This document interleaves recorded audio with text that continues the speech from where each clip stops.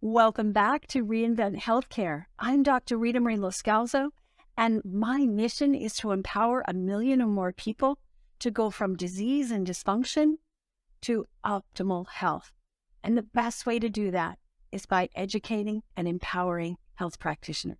I passionately believe that just about every disease can be prevented or reversed. So if you're struggling with, or you have patients struggling with fatigue and adrenal dysfunction, and you want to understand what's going on at the level of cortisol metabolism so you can help support them to get better, today's episode is especially for you.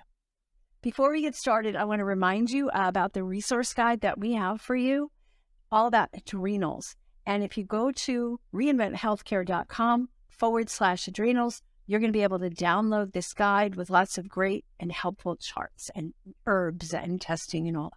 So today, we're going to talk about testing. We're going to talk about the testing that we can do for adrenal dysfunction, and especially looking at things that happen only in a test called the Dutch test that I absolutely love. We're looking at metabolites, not just looking at cortisol level. The conventional cortisol testing by Western medicine is to test somebody's cortisol in their blood in the morning and find out, do you have enough? Do you have too much? Do you have just right? What the Dutch test does is it offers a different way of looking at it. It offers the ability to look at what's called the metabolites of cortisol and the ability to look at cortisol versus cortisol. Don't worry, by the end of this show, you're going to understand what that means and how to apply it with your clients and your patients. And if you're listening for yourself, to yourself. So metabolites are downstream of the main hormone. All hormones have metabolites. They get broken down by the liver and eliminated, either in the urine or the stool. And when we look at those tests and we look at the metabolites, it gives us so much more information than just looking at cortisol in the blood in the morning. So functional medicine, we typically look at saliva as a good place to look at hormones, and especially cortisol. That can give us a pattern because we can test it throughout the day. It is a pattern of what levels of cortisol are being produced. But in saliva, you can't see the metabolites. You can only see the metabolites in the urine. So when we look at this test, and my favorite test combines saliva and urine, I'll tell you more about that as we go along. I love it because I can see so much more, and I can get inferences about not just what's going on with adrenal function, not just what's going on with cortisol levels, but so much more in terms of thyroid and the gut and the liver and elimination and so on. So we're going to go into some detail here today. So the things I like in testing for the adrenals are metabolites, being able to look at cortisol and cortisol, which is the inactive form of cortisol. I like being able to look at something called the cortisol awakening response, and we're going to go through that in detail in the next episode. And I love being able to look at DHEA, the hormone DHEA, which is super important, produced by the adrenals. It's a precursor to testosterone, estrogen, all the different estrogens. This is an important thing to look at. The testing that looks at DHEAS, which is the inactive form, and the DHEA give us some more clues and more information. There is an enzyme called, I'll read this, sulfotransferase, the SALT T2A1. If you do any genetic testing, you can look to see if somebody has a SNP and a variant in that enzyme to see if maybe they have some problems with deactivating DHEA to DHEAS, or if they are having a problem with doing that too rapidly. So this test will give you some clues there. So let's take a look at cortisol versus cortisone. The kidney, the salivary glands, and the colon deactivate cortisol to cortisone by an enzyme called 11-beta HSD, HSD1 in particular. There's two different versions. I'll tell you about the other one in a moment. So why would we want to deactivate cortisol? Well, we don't want unlimited amounts of cortisol in the system because it can raise blood pressure, it can raise blood sugar, and so much more. So the body has a natural balance between cortisol and cortisone. And so when the cortisol levels are higher than needed, we just convert it into cortisone.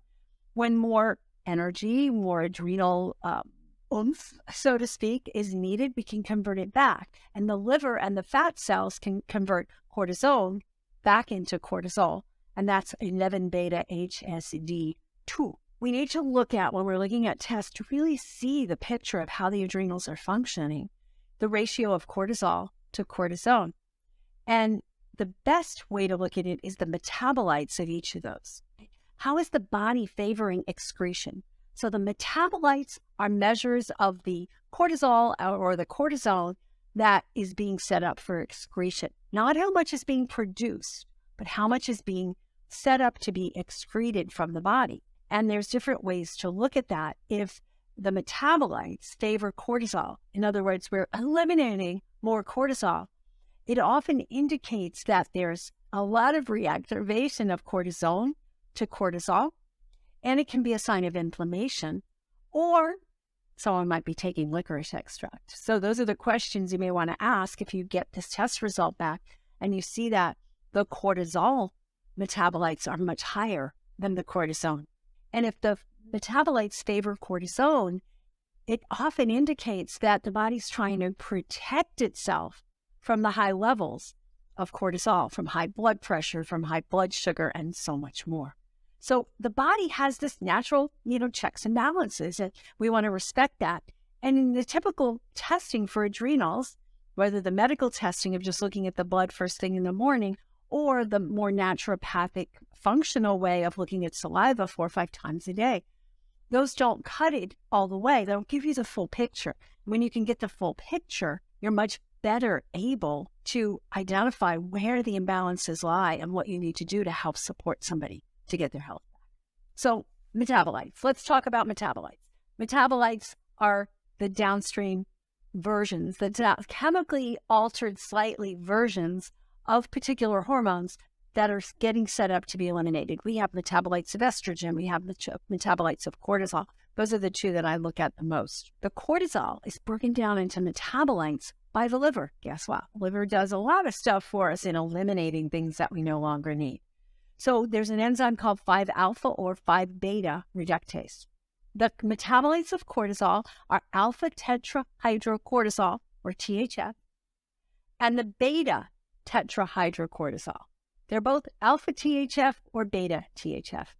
The metabolites of cortisone are tetrahydrocortisone, THE. So notice that what this means is we've tapped on this like introductory phrase, or what do they call it, prefix, onto the word cortisol or cortisone, tetrahydro.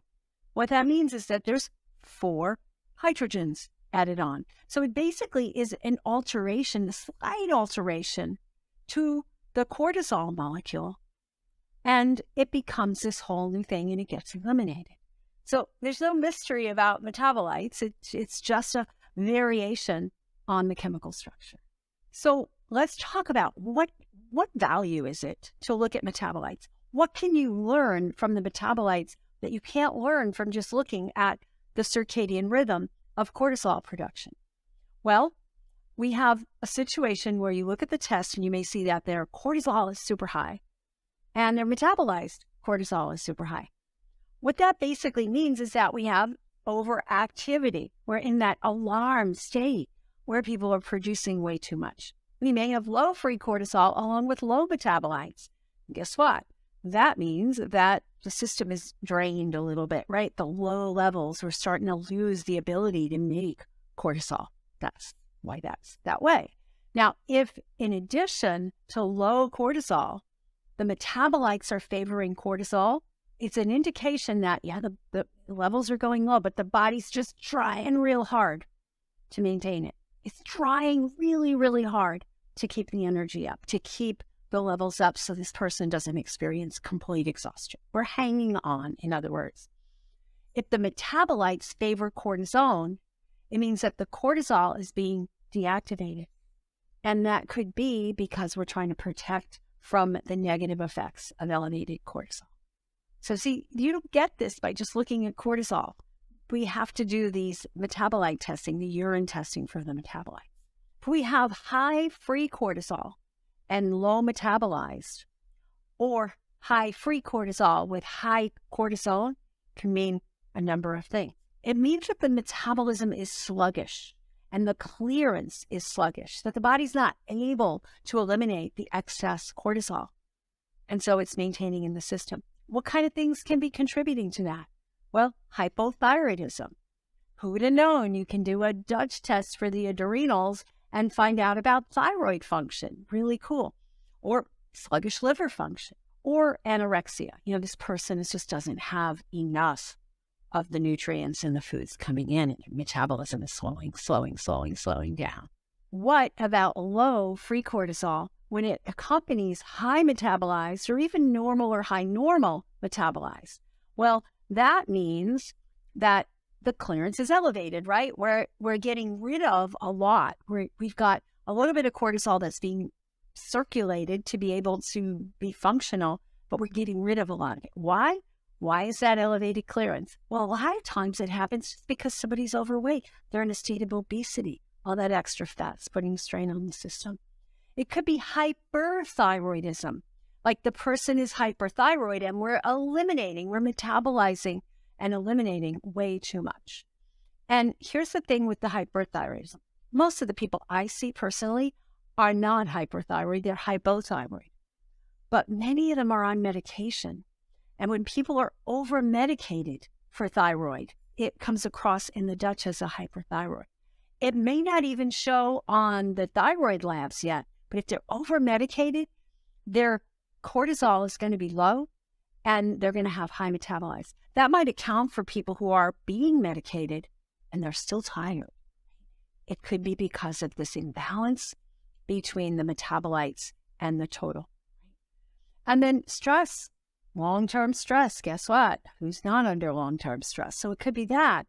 It could be that they're on steroids. But I'm telling you these because I want you to be asking the questions. When you get back that test, you're not just going to go, oh, this is what's happening. Here's some adaptogens, right? You can be really looking and asking more questions. If you haven't already asked them, are they on thyroid medication, which you should ask right at the beginning. But if you haven't, you ask them, are you on thyroid medication? Well, yeah, I'm on thyroid medication. Well, this test indicates that you might be hyperthyroid. You might be taking too much of that thyroid. So go back to your doctor and talk to them about adjusting the dose. Well, I'm too tired. I'm tired because of that. Yeah, right? Because we're saying that we're elevated clearance and it's not going to necessarily relate to the fatigue going away. This is in a nutshell how you want to read a test result that comes back, a Dutch test result, and understand all the different interactions. This should help you to see why it's important to look at metabolites, not just look at cortisol alone. Look at cortisol, cortisone, the ratio between them, the metabolites, the ratio of the metabolites between cortisol and cortisone, and then ask the right questions. You're seeing a lot of individual people. Each individual has a different set of biochemistry that's playing in and might be contributing to their symptoms, their fatigue, their low libido, their irritability, their anxiety. And this test can go a long way in helping you to understand it. Know that before you can just look at it without looking up these symptoms, and looking and comparing, will take a long time, right? You have to do hundreds of these before you get there.